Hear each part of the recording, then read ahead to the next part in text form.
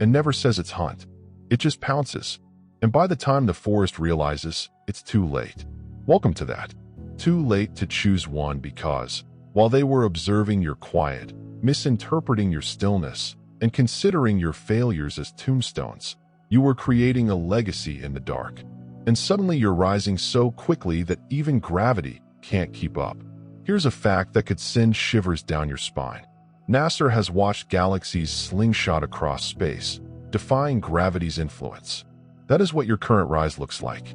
Unexplainable, incontrovertible, and completely beyond the scope of their comprehension. They don't understand since they were watching your struggle like a blooper film and entirely missed the main twist. You were never an underdog. You were the sleeping cell of grandeur. And now that you've activated, they're trying to figure out why the one they counted out requires a manual to comprehend. Let's get genuine. They assumed you peaked when you stopped grieving over their treachery. They didn't understand it was only a trailer. And now the full-length feature film is screening, rated F for ferocious. Buckle up, because today we're going to explain why others are shocked by how far you've come, how you've always had it, and how your mere presence is smashing their cozy illusions like a wrecking ball in slow motion. And do not worry, by the conclusion of this, we'll be giving out neck braces to all the heads you've turned. Number 1. They measured you using rulers designed to keep you little. But you were the blueprint, not the creature. They attempted to measure you using instruments designed for regular people. They defined you based on labels, preconceptions, prior blunders, and even your silence. But the fact is that they were utilizing the incorrect system totally. You are not the consequence of their categorization. You cannot be anticipated by a checklist or fit into the molds they are familiar with. They assumed you were the topic. The specimen is being sized up. They didn't realize you were the blueprint the whole time. People like to feel in control. They like thinking they have figured someone out. So, when they couldn't put you in a box, they categorized you as confused. Too much, not enough, or just different. But you were none of these things. You were ahead. You were using an internal GPS that they couldn't track. And since they couldn't find anything, they ignored it. That is how most people approach things they do not comprehend. They diminish it till it no longer intimidates them. You did not start climbing lately. You've always been rising. It just looked different. Your development occurred quietly behind closed doors in the late hours when no one was rejoicing. Your character was shaped in times they will never see. You studied suffering, understood the language of betrayal, and figured out the patterns of spiritual warfare. Long before anybody assumed you were paying attention. That is why they are astonished now. They were monitoring the surface while you were developing at the root. They wanted you to beg for approval in order to compete for space in spaces too tiny for you. Instead of begging to be allowed in, you erected your own gates out of need rather than hubris. You understood you weren't supposed to be within their systems. You were supposed to be the system breaker. You were never the person they should have been watching. You were the one who rewrote the whole grid. They underestimated you because they misunderstood your stillness for a lack of intention. They thought that your defeats were definitive. But every time they questioned you, they compared your fate to human tyrants. That's the joke. Your life has always been heavenly architecture. Their instruments could never quantify what was eternal in you. Number 2, your aggressiveness is not new. It was hushed for the sake of survival. You were never feeble. They felt they understood that version of you. The one they described as gentle, peaceful, and tranquil. That was not weakness. That was survival. That was restraint. That was you holding back a storm they couldn't possibly imagine. The fact is that you have always possessed the fire. You have always been vicious. However, you were compelled to suppress it in order to survive in circumstances not designed to accommodate your level of strength. You toned yourself down because the entire force of who you are would have been seen as too much, too intense, or a danger, and in the wrong location with the wrong people. That force might have crushed you. What they didn't realize is that you were continuously calculating. Not because you were attempting to manipulate, but because you needed to understand the game simply to survive. You learned to read a room with a single look. You learned to keep your true thoughts to yourself. You knew how to stay 10 steps ahead of them even while they believed you were still standing. They were seeking for loud. They expected a performance. However, your sort of power is never shown. It grows in stillness before striking with accuracy. They're terrified because you're rising and revealing your true nature. They don't know how to deal with the version of you that doesn't shrink. They're perplexed by your confidence, worried by your momentum, and intimidated by the fact that you're no longer hiding. What they didn't comprehend was that you were never an underdog. You had every motive to destroy everything and everyone, yet chose peace. You were not silent because you had nothing to say. You remained mute because you understood that not everyone was worthy of hearing the noise. And now that you're embracing your full potential, they're surprised since they believe they'd seen all you had to give. They didn't know the person they thought they knew was the most basic form of you. You were surviving, not flourishing. You were saving energy, not losing it. You were silent, not because you were little, but because you were a giant cowering. And now you are standing. Everything appears different now. Number 3, those who undermined you were playing checkers on a battlefield you created in your dream. They assumed they had you figured out, that you were just another pawn on the board. But they didn't understand you weren't playing the game they believed you were when they were out here creating noise and attracting attention. You were traveling silently, mastering strategy. They played checkers quickly, predictably, and emotionally. You were playing something very different. You were playing chess, but not on their board. You were creating your own war in your mind, soul, and reality. They misjudged you because they concentrated on surface movements. They examined your conditions, your setbacks. Your quiet suggested that you were striving to keep up, but you didn't even attempt to keep up. You were studying. You saw how individuals moved, talked, lied, and pretended support. You took notes not to imitate them, but to understand precisely how not to be them. You were collecting data while they were busy performing. And now that the game has shifted, they don't comprehend how you're so far ahead. They are still responding to what you prepared months ago. They chuckled as you fell. They ridiculed your uncertainty. They saw your delay as defeat. But they didn't realize that every time you were silent, you were organizing a counterattack. That did not include applauding. It entailed dominance. You never had to announce your next move because they were never about spectacle. You were creating a future, not a facade.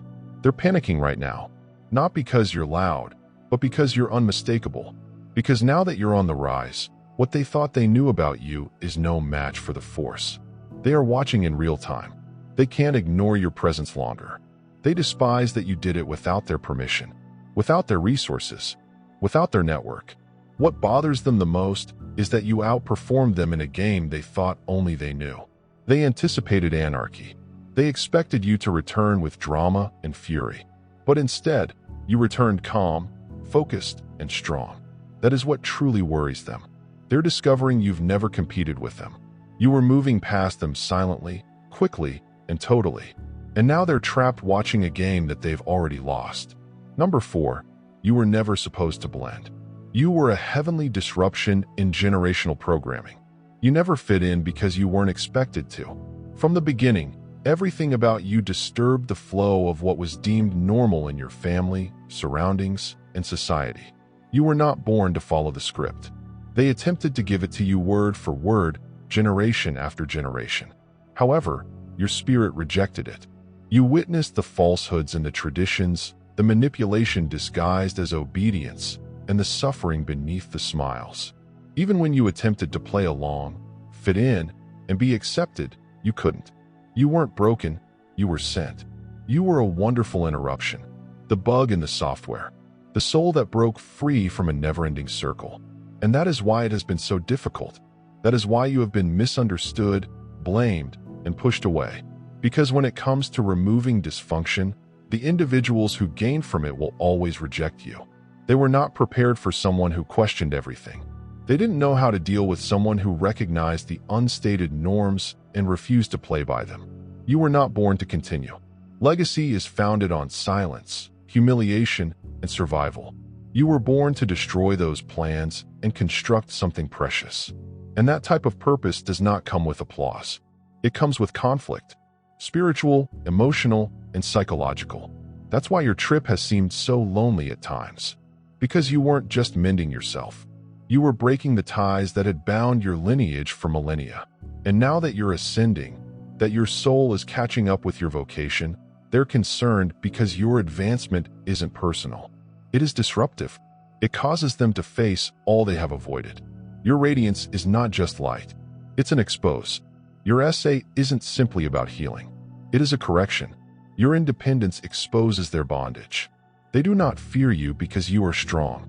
They fear you because you demonstrated that they could have chosen otherwise, but did not. Your entire presence serves as a reminder that patterns can be broken, sorrow can be transformed, and identities can be rebuilt. You weren't meant to mix. You were designed to ignite. You were never the black sheep. You were the ideal fit. And now the whole building is beginning to smoke. Number 5, you made peace with hell. That is why heaven is following you right now. You did not just endure darkness. You sat in it. You stared it down. You've made peace with it. On evenings when your soul seemed to be unraveling, others prayed to dodge the flames. You stood in it and let it to burn away. Everything is false. You did not come here by chance or time. You arrived here because you refused to die even though life offered you every reason to. And now you walk with a serenity that disturbs others because they don't realize you won your peace via conflict. They believed that breaking you would destroy you. They believed treachery would quiet you, that rejection would diminish you. They didn't want you to adjust to the suffering by becoming numb, but rather by being acutely, spiritually, and permanently aware. You did not just learn to live with the wounds. You transformed them into holy maps. Every wound revealed where the falsehoods were. Every loss exposed who was never supposed to remain. And every time you got up, you transformed into someone they couldn't foresee or control. People dread what they can't shatter. That's why they discuss your history, but never accept your own power. That's why they're concerned about your radiance, but don't talk about your grit. You have survived betrayals that would have destroyed them. You forgave those who didn't even apologize. You've traveled through places that smelt of death and emerged with vision, purpose, and the weight of heavenly clarity. You no longer dread the ascent since you have already lived in the pit. You're not afraid of what's next, because what's behind you is already a tempest destined to annihilate your whole soul. But it did not. You remained. You persevered. You developed. Now, heaven follows you, not because you are fortunate, but because you have earned alignment. Because you no longer seek tranquility. You embody tranquility. You're no longer begging for affection. You embody it. You are not searching for validation. You legitimize the space just by being. That is what makes you dangerous today. You walk like someone who recognizes suffering and is not scared to face it again if necessary. And this is what scares them. Not only did you survive, but you also got holy in the process. Number 6. Your presence serves as a reminder that they have settled. That's why they detest you. There's a reason why your presence makes certain people uneasy, even if you've just walked into the room. It is not your attitude. It is not your success. It's the reflection you're casting back at them. You show them everything they might have been if they hadn't sacrificed their potential for comfort. You make them confront the reality. They buried it. They settled, but you did not. They chose safety. You choose truth. They chose approbation. You picked authenticity. They decided to replicate patterns. You choose to rewrite them. And now that you're on the rise, your life has become a mirror that people can't stare at for long. Because every step you take ahead, every new version of yourself they witness, and every limit you establish reveals how long they've been pretending to be okay with mediocrity. You did not take the shortcut. You did not remain in the work that exhausted you, the relationship that dimmed your light, or the attitude that kept you tiny. You took a chance. You've paid the price. You made it through the loneliness. And now that the payout is obvious, they are unsure how to behave around you. You symbolize a route they were too terrified to go, even if they will never say it out. Part of them resents you for not requiring what they still hold on to. Validation, permission, familiarity. You proceeded without applause. You constructed without a crowd. You transformed when no one believed in you. That is what makes you dangerous to them today. You are not just evidence that progress is possible. You are evidence that their justifications were falsehoods. They will claim you have changed. Of course you did. You were expected to. They will remark, you think you're better. No, you know you are not less. They'll claim you've forgotten where you came from. But the reality is, you finally recalled who you are. They don't detest you.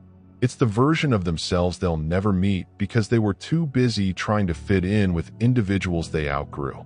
You refused to settle. You did not fold. You continued to evolve, even when it was scary. That is why you are climbing. This is why they are activated. Because they know that if they had your bravery, they wouldn't be trapped pretending to be happy. Number 7, individuals stare at your ascent since they observed your lowest point but missed the resurrection plan. You're buried in it. People like capturing you at your lowest moments. They want to remember you at your lowest point because it helps them feel better about never rising themselves. They discuss the moment you failed, broke down, and lost everything. They don't speak about what happened next since they didn't stay long enough to see it. Even if they did, they would not have recognized your resurrection since it was not loud or public. It was sacrosanct. It was encoded in quiet, strategy, and sorrow that did not ask for pity. They saw the crash. They did not witness the construction. They saw the aftermath. They missed the formation. They heard the quiet. They didn't see the plan growing underneath it. They chuckled at your metamorphosis and advancement. What they labeled failure was the very point at which your rebirth began. You weren't finished. You were being redesigned. You were not lost. You were being reprogrammed. While they ridiculed you, you were decoding your anguish, rebuilding your soul, and learning how to change dimensions from the inside out. And now that you're shining and your power can't be ignored, they're trying to figure out what's going on. They assume it came out of nowhere, but it really came from the bottom. The one area they lacked the depth to go. It originated from the night you screamed out and no one responded. But you choose to live anyhow. It came from the stillness you accepted, the identity you deconstructed and recreated. Your radiance is not a fad. It has earned its brightness. It is the light that appears after someone has been buried alive by life and chooses not to remain there. They can't reproduce it since they didn't pay the same amount you did. They are unable to equal it since they did not suffer the same loss as you.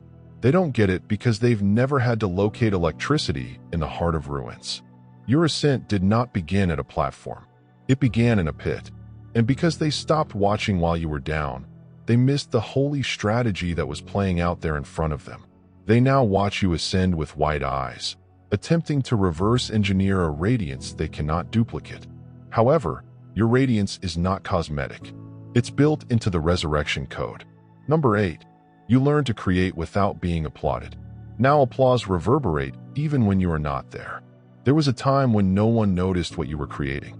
You were working in quiet, producing in solitude, and standing up for yourself while no one was looking.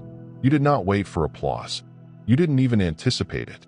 You'd already accepted the idea that your objective wasn't about performance. It was about purpose. You learned something that most people never do: how to proceed without a cheerleader, a camera, or a crowd. The reality is that most individuals do not build until someone is watching. They need a dopamine shot of attention to keep motivated. But you built without it.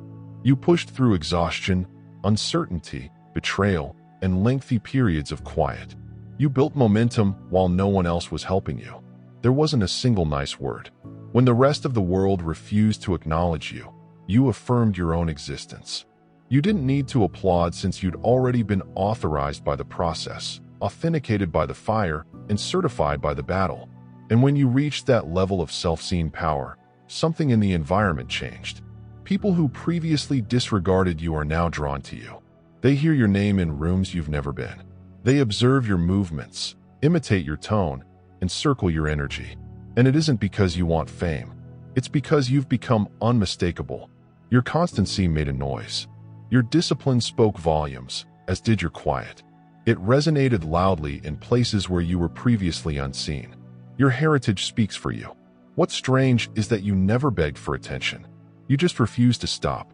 And that resistance, that unrelenting onward drive, resulted in a force too powerful to ignore. You become the gravitational center of your own narrative. And suddenly people are attracted to you, not because you screamed, but because your light accomplished what applause never could. It affirmed your power without requiring a stage. You don't need to clap anymore. You don't even need their approval since your foundation is stronger than their views. And those who previously disregarded you, they're now witnessing you create worlds they don't know how to navigate. Number 9. You frighten others because you completed the task they are currently avoiding. You did not take the easy road. Most individuals were busy diverting themselves by browsing, numbing, and blaming. You took the terrible decision to go within. You gazed at the aspects of yourself that everyone else was fleeing from. You sifted through layers of sorrow, humiliation, and bewilderment that most people would never acknowledge exist. And you didn't just gaze. You worked. Every wound was pulled back, regardless of how raw or unpleasant your situation was. The worst aspects of yourself, the tales you invented to survive, and the falsehoods that kept you little. Then you alchemicalize it all, transforming wounds into knowledge, anguish, and strength. That kind of inner labor is terrible, not only for yourself, but for others around you. Because this kind of progress does more than simply transform your life. It alters the atmosphere of the room, the dynamics of relationships, and the unwritten laws governing how people interact with one another. People do not fear your metamorphosis since they dislike change. They are afraid of the reflection your metamorphosis will cast onto them. Your ascension is a mirror others must gaze into, whether they want to or not. And the mirror does not lie. It shows all the corners they've been hiding in for years, the bits they refuse to fix, and the worries they've buried under diversions. So when they claim they're uncomfortable with your progress, what they actually mean is that they're unhappy with their own stagnation. Your willingness to confront yourself reveals their decision to ignore themselves. You frighten them because you performed what they vowed to do one day but never began. You are living evidence that meaningful transformation entails tackling suffering front on rather than avoiding it. That is why people fight back, attempt to bring you down, or reject your achievements as chance or accident. It is simpler to criticize the one who is going ahead than to examine the aspects of oneself that remain trapped in time. You're not simply threatening their comfort zones. You're threatening the same justifications that keep them entrenched. But here is the reality. Their suffering is your compass. Their resistance demonstrates how far you've gone, and the fact that you made it through the flames while they were still around the perimeter proves you invincible. You don't just survive the inner struggle. You won. And that triumph frightens people who have never taken up a sword. Number 10, you're climbing dimensions. Not simply status. Most folks cannot breathe. Where you're going. Your advancement is about more than simply the title, salary, or limelight. It is all about altering the frequency at which you operate. You're exploring realms that most people are unaware of. Moving beyond the surface-level aims and superficial validations that they seek. This is about more than just social prestige or money riches. It's a profound internal transformation that affects your energy, ancestral origins, and spiritual blueprint. Because your metamorphosis is occurring on a higher level, the majority of people cannot see it. You're recalibrating your frequency to a point where pretenses disappear and inauthenticity cannot exist. The masks, which formerly worked so well for the crowd you came from, begin to break. People who thrived on drama, manipulation, or surface-level interactions are struggling to keep up in an environment for which they were not designed. This is not rejection. It is spiritual incompatibility. It's a natural separation that occurs as someone moves beyond previous cycles and inherited restrictions, and it is something purer, more powerful, and more in tune with their inner nature. The throng that previously cheered you on or accepted your presence starts to disperse. Not because you choose to shut them off, but because your vibration no longer matches theirs. It's like attempting to bring a flame into a thunderstorm. Those who aren't destined to ascend with you will get wet and vanish, while you flame brighter, higher. That separation is not loss, it is refining. You are losing what is heavy and outmoded in order to go quicker, clearer, and with greater force. Most people cannot breathe where you are going because it requires a degree of sincerity, bravery, and spiritual maturity that they have not developed. It's lonely, sure, but it's also essential. You're ascending into realms that others have yet to explore. And that is precisely why your journey is unique, holy, and unstoppable. A number. They insulted your loneliness because they confused solitude for failure, not realizing that was where you encountered God. They observed you're alone and laughed, figuring you were vanquished, forgotten, broken, or abandoned. They assumed that being alone meant losing the struggle or abandoning the goal. But they never realized that your seclusion was never a punishment. It was a call, a hallowed interlude in which the cacophony subsided and something deeper murmured your real name as the world yelled for validation, likes, and acceptance. You moved away from the chaos. You were not fleeing from anybody.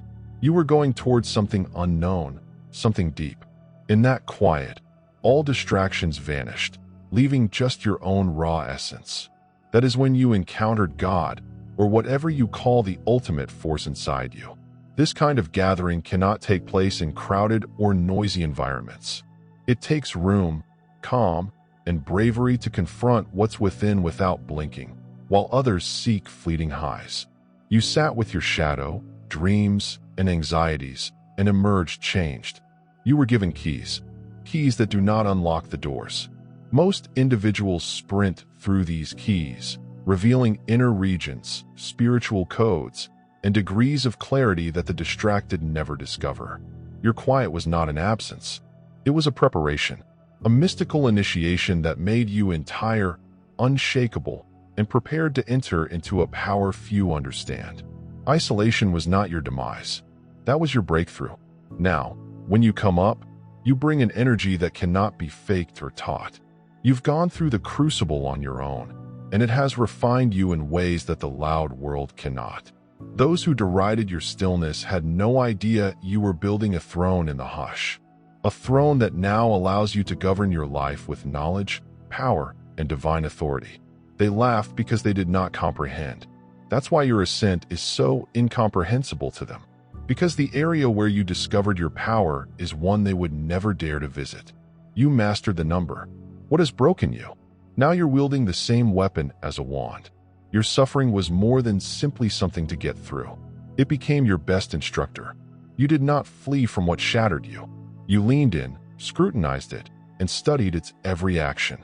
You examined the architecture of your pain like a scientist would a strange formula, hoping to discover the key to transformation concealed within it. Instead of allowing it to defeat you, you turned it inside out, transforming it into a tool, weapon, or wand in your hands. This isn't some broad, turn pain into power cliche. This is really honest. You analyzed every betrayal, scar, and failure and determined how to use them to your advantage. I am not against you. The scars that once left you defenseless have now given you an advantage that others cannot match. You understand where to attack, how to protect, and how to navigate chaos with precision and power. That weapon you built isn't meant to harm others. It is about regaining power and changing the story that previously kept you prisoner. You changed the energy that was supposed to keep you little into something powerful and unstoppable. You've learned the language of your suffering so well that it now responds to your commands like a devoted servant. This is why those around you feel intimidated. They see your wounds, but do not grasp your control. They feel your strength, but are unaware of how you get there. They dread what they can't shatter, and they don't understand how you've transformed your greatest pain into your most powerful weapon. You are not simply surviving. You're changing the rules with the precise thing they said would kill you. You used the worst portions of your narrative to your best advantage. That's why your ascent seems unstoppable, and it frightens people who have never learned to control their own anguish. A number. You did not simply change lanes. You created a route through the landscape. Nobody believed it could be traversed. You didn't merely shift gears and cruise along a paved roadway. You hacked your way across dangerous, undiscovered area that few would dare to enter. Everyone speaks about ascending, leveling up, and making moves, but you really created the road by battling your way through deep foliage, unknown passageways, and obstacles that no chart could have predicted. This was not a pleasant voyage. It was violent, honest, and very personal. The goal is not the only thing that distinguishes your journey. It's the landscape you traversed. The wounds you bear are not simply from combat. They are evidence that you were the one who cleared the road. Every stride forward was met with sweat, tears, and times when giving up seemed simpler. But you kept going, not because it was easy, but because you had a larger vision imprinted on your spirit. A heavenly pact that compelled you to continue producing even when the chances said you couldn't. Your path is a spiritual building built from collapse and resilience created in the fires of your most intense experiences. It is not something that others can just copy and paste into their lives. Nobody else placed as much anguish, faith, drive, and sheer will into it as you did. That is why your trip cannot be replicated or followed by anybody. Those who attempt to travel your path without making the same sacrifices get lost or damaged because they lack the blood price you paid. This route is holy, a living testament to your strength and purpose. And, in addition to being your legacy, it serves as a warning to go where you want to go. Others must be willing to bleed like you did to confront the storms you overcame. You did not just change lanes to fit into someone else's environment. You constructed a route where none before existed. And now you're performing at a level that most people don't believe is feasible. That's why your ascent is unique, unstoppable, and highly regarded. Even if it is lonely because you made it with your own hands, heart, and unyielding soul. Iqbal number. They can't understand your ascent because they still believe you're the version they can control. They still view you through the prism of who you once were. The version of yourself that was fragile, insecure, and easily manipulated. That picture is imprinted on their brains, like a photograph locked in time. But they are unaware that that version of you is no longer present. It died silently in wars they never saw, in efforts they never recognized. When you battle alone and refuse to give up, your ascent is more than simply a growth. It is a transition, so deep that it's almost unrecognizable. They're surprised since they anticipated to see the same person, the one they could manipulate, the one who followed their regulations.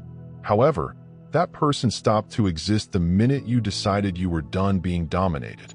You grew beyond their grasp, their comprehension, and, most crucially, their power. This evolution is irreversible. You didn't merely patch yourself up or wear a mask to conceal your misery. You rewired your whole being. You passed mental, emotional, and spiritual boundaries that permanently altered your existence. And suddenly you are in environments where the traditional dynamics no longer apply. The rules they used to play by are no longer valid. You're not advancing their ranks. You have created your own staircase. This leads to a realm in which they are unable to follow. That is why people are perplexed. They perceive your prosperity, calmness, and strength.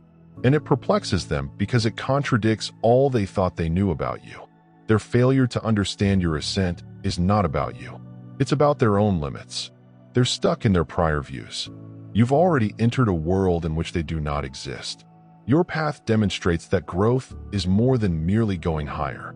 It's about entirely transcending your former self and those who sought to limit you. You've become untouchable, not because you're physically unreachable, but because you've grown spiritually and psychologically into someone they can't influence or control. You are beyond their scope, and that's precisely where you should be. You've never been a passive participant in another person's tale. You were always the author, rewriting the rules on your own terms. Every move you made, every challenge you encountered, was not coincidental.